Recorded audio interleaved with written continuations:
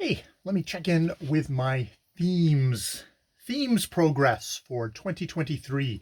This is February the 6th, and I've decided that I'm going to try and check in each month for a more of a discussion about my themes, not the what I've done kind of minutely during the month, though I guess some of that minutia will come up, but also just to touch on what are the overarching things? What are the big things that I want to try and address this year? And this all comes from an idea by CPG Gray and Mike at Cortex, the podcast, where they've instead of doing New Year's resolutions, they have very much more the idea of themes. What are your general themes for the year? And going from kind of the big picture to then getting into the minutia, to the to-do lists and all that stuff. But starting off with theme and saying like, okay, if I do something in this area, anything like super easy, that is great. If you do more than that, that is even better. But just to try and focus yourself in your year of like what's the things that you want to get better at. What are the things you most enjoy? Do those things. So for me, I had two themes which break down into a lot of different points. The first one is the idea of deepening, which is, no, sorry, I'm completely, uh, the idea of getting getting more into stuff that I've already started. Trying to make more progress on that. This is maybe it's not a great theme, but it's what I've got. This is the idea that for in the physical realm, that is sort of my back exercises, walking, biking, perhaps swimming with Ja. I'm going to be cutting back on physio. Indeed, I didn't have any physio in the month of January, so it's going to be going kind of like every other month that way. So it's an idea of trying to really keep myself physically as fit as possible to maintain and improve my health. I have a very physical job. I am somebody who is now into my 50s. So this is where you have to, like, the rubber hits the road. Your body is going to, you know, we're all mortal. And if I get to live to a ripe old age, the body will deteriorate. But I have some say over how much it is going to deteriorate. Well, I can have some say over that. I can hopefully guide things to the healthiest and most active self, which would be important because I'll need to maintain the body and so that I can work gainfully for as long as I can. I have a feeling. So that is kind of the overarching theme that I'm working for, which funnily enough, the very small thing that I've done in January and now into February here is when I wake up in the morning, I do hip exercises while I'm lying down in bed. And that's really helped my body, where I'm doing regular walks. So that's the new thing that I've added, a very small thing, but has really made a big difference. So that would fall into my idea of deepening. I've been working on my physical stuff, but also just like trying to continually improve that. I think going forward, at some point in the year, I'm not probably immediately, will be the idea of going for swims with Ja, and also hopefully encouraging Ja to go for short walks, which will kind of go into my next thing of deepening, which is my relationship with Ja. And I did get some feedback from her saying that, she spends an awful lot of time alone, and that really kind of hurts. It hurts because I feel guilty about that. I mean, a part of that is I go to work, and you know, I have no apologies for going to work and working. If Jacques was able to, she would have that as well. She doesn't, and that's sort of why she is socially isolated that way. But that's the thing about trying to keep up connections with Ja. She has a lot of downtime, so I can do stuff like this because she's she's got downtime. got our own stuff. But very much this is the talking with Ja in the morning with no phone or no earbuds. Walk with Ja when she is willing and able. And also the final one is like trying to find a weekend activity to do with Ja. She's actually been coming shopping with me, which has been it's great. She gets her steps in, and we get to kind of do that together. It's okay. It's like we're actively out and doing stuff, and she gets out of the house. But it'd be good to have something that was like more fun and that kind of aligned more with her. Because like for me, fun would be like, oh, let's go to a park and walk around and stuff like that. And that's not. That's it's hard. That's physical exercise. That's hard for her. But so kind of I need to be open. I think if my deepening there is being open to what's going to engage Ja, what is something that we can both enjoy together, and we're still working on that. So yeah, there's that. The whole YouTube thing, me yakking to this camera here. I've got 2 public videos a month on focused topics, whatever interests me, but also using my hopefully improved vocal skills. Um, don't know if I'm keeping up with the 2 public videos a month. I'm not too worried about that. I've definitely really been working a lot on this Orlando, very piecemeal, slowly working on my Orlando Furioso video, which is something that I feel like if I properly focused, I could have gotten done a lot sooner. So that is an area where it's like, okay, well, this is oftentimes is getting pushed to the side. What can I do there that is going to kind of bring it up? I do a lot of writing, a lot of my erotic literature. This basically it seems to be what I write, my obsession is. Yeah, horny dude. What can I say? That's what I write, um, and that takes up a lot of time. So I obviously I'm feeling very drawn to do that. And if I use some of that time to work on the Orlando Furioso video, I would probably have gotten it done. Like all the little writing sessions I do each morning. If I spent like, you know, every other one working on Orlando Furioso, I would probably have that done really quickly. And maybe that's a thought. Maybe that's a thought of just budget. How do I budget my time that I could do that?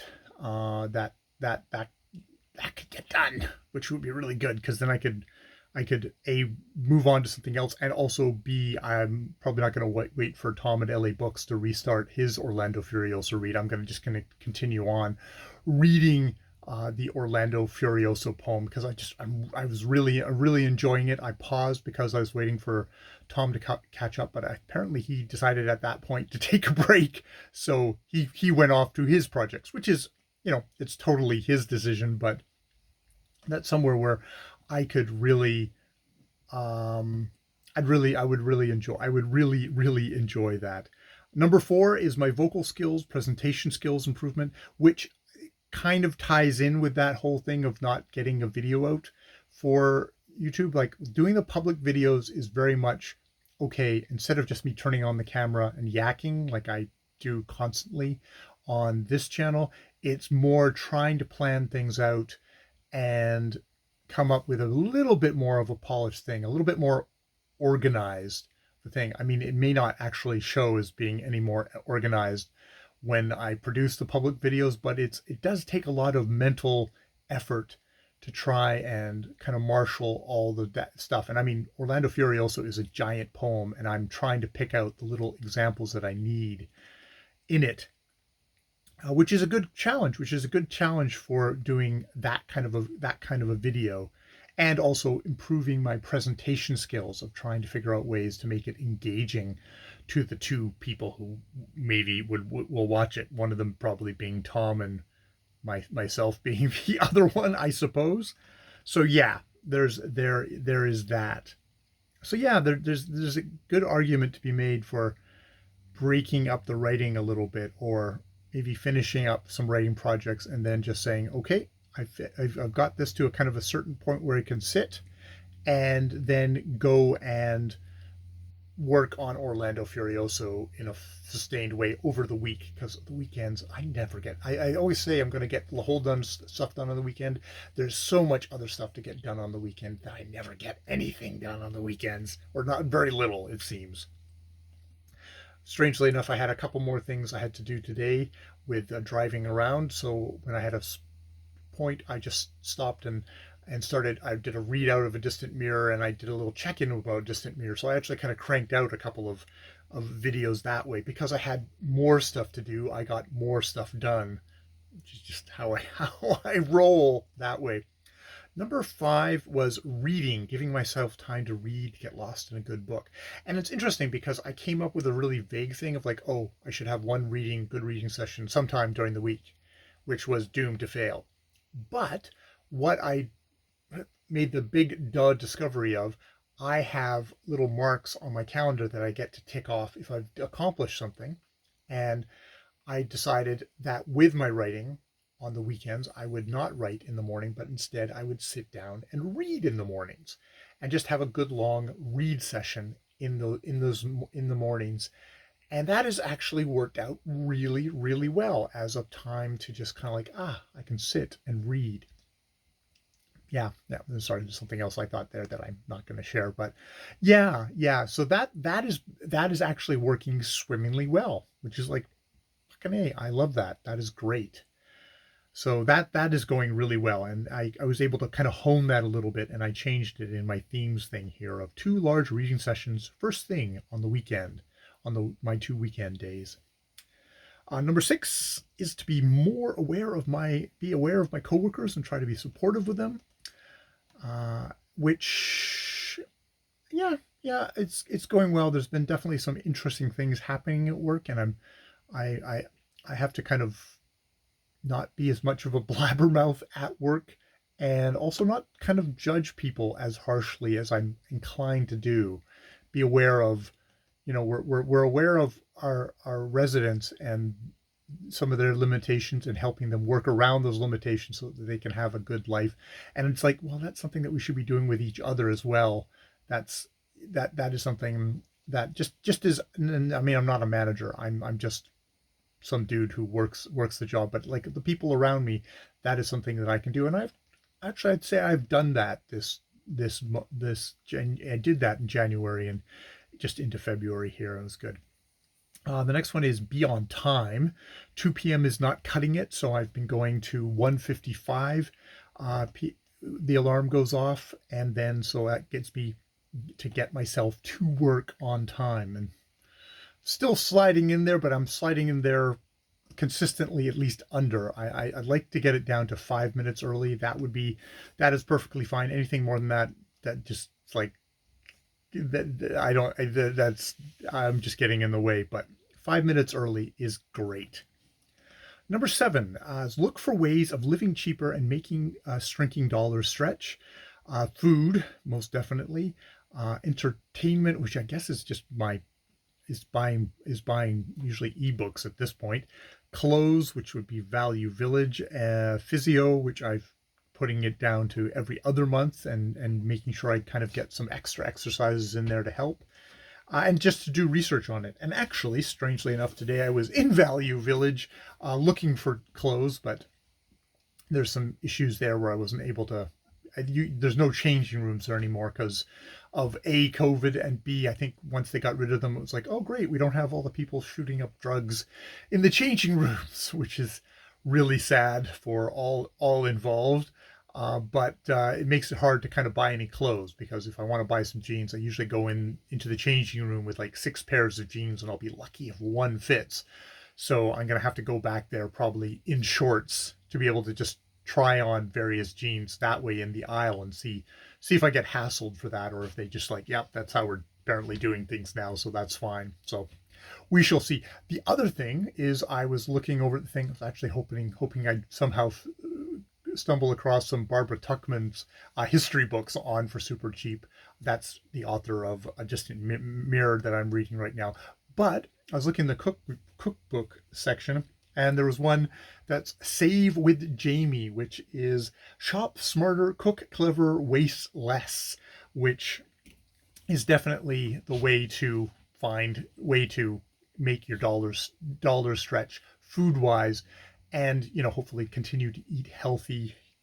Oliver is all about eating healthy, as well as hopefully in this book finding ways to kind of just make you know buy waste less is definitely a good thing to really keep in mind about how much food we end up tossing out each tossing out all the time. I mean, I have to kind of balance it with I'm cooking at work, so I sometimes you get home and it's like it's the cooking, or the weekend is the cooking is kind of hard to get the motivation for sometimes, but to try and do everything I can to kind of keep costs down that way. So this counts as the research, and I've been looking through it, and there's some interesting tips there, some interesting things. So that is what I've got so far on the deepening. Um, the other theme, which is we'll see how this goes, is perspective, is getting out of myself, which is kind of, it was an add-on to this thing. Deepening is the big overall thing in various areas of financial, professional, reading, vocal skills, YouTube, relationship with Jaw, and physical. That's the deepening. And then perspective is the idea of getting out of myself, of not focusing, because it's like Jesus, all that stuff is me, me, me, me, me, me, focusing on myself, myself, myself, and my relationship with God. It's all very much me focused, which I guess, I mean, you can kind of forgive someone for their themes, their stuff, for that. What stuff can I control about my life? That it's going to be me, me, me focused. The other thing is the idea of perspective, of getting out of myself. And a part of that is to help me relax in a way, strangely in a way, to relax. If you're not focusing on yourself, but you're focusing on others, on the wider world, then you're not kind of getting inside your head as much. And Lord knows, I spend a lot of time in my own head. I spend all my time in my own head. I guess that's unavoidable. We all spend our time in our heads, but to do it, but you can also focus outside. So some super humble ones. Number one is one nonfiction book every 2 months on a topic that isn't about me, to make me more aware of the wider world around me, which I've been actually on a string of of nonfiction books in the last while. So that seems to be a fairly easy one. That's an easy goal to think about. And number two is the really vague one, which I don't know if I've gotten any more focused on this, which is one good thing, which is the idea of doing one positive thing for somebody else, something further out in society. And I don't count work as a part of this, even though a lot of that work is very much, it's like I walk into work and it's like, okay, I am going to put myself, my troubles, my worries, my anxieties, try and put that, to one side. Take a deep breath, be aware of, oh, I'm feeling really tense today. So be aware of that when I'm helping with individuals in my thing. But so a lot of that is very much service work in a way, even though, but I'm getting paid for it. So there is a kind of there's a professionalism there, which I'm, this is a professional relationship. I'm getting paid to care for these people. So this is the idea of one good thing where it's like, no, this isn't professional. This is something where I've made some kind of a conscious effort to do something good outside of that, and outside of myself, just to have done something like that. So I'm still, this is the whole debate about altruism, but looking for those opportunities and trying to feel out what that is. It's not like I want to join some organization and dump all my free time, my non-existent free time, into that, but what could I be doing that's not me, that is outside of me. That's something I'm still struggling with, and I'm not eager to rush into anything. um I don't know how much of a commitment that is. I mean, something like reading one nonfiction book every 2 months is a very low commitment bar, and I'm sort of looking for the same thing, at least as a starter, for something like this idea of the one good thing. I just have to figure out what the hell that is. It's very much a beginner's baby step towards that. Baby step to a less self-involved asshole, away from being a self-involved asshole. So yeah, it's not there yet. I still have to think about what that is, or be open. I guess just to say I'm open to the idea. I'm opening myself to the opportunities. Just say that to myself. I'm open to the opportunities of doing one good thing, and try and keep that in mind so that when something like that comes up, I don't immediately just turn away and go, "Oh no, I'm too busy," but go, "Oh, what could I do there? What would be that one good thing?" And it could be a one-off thing. It could be a whole series of things. Might be better to be a one-off thing to begin with and then work from there. All right. That is my checkup for my 2023 themes and goals. I actually have a feeling that I shouldn't make the next one for March. I should make the next one for April, and probably the next full weekend of April, which would be the 2nd and 3rd. Somewhere in there, I'll do another themes check-in video. So I will write that down on the board once I pressed stop on the video, and I will see you back then for that. And then I'll see you in probably mere seconds for whatever I'm going to do next. I have no idea. Maybe I've stopped recording for today. That would be good. And it'll be it'll be tonight that I'll do a dark episode. All right. I've been Jay. More videos later.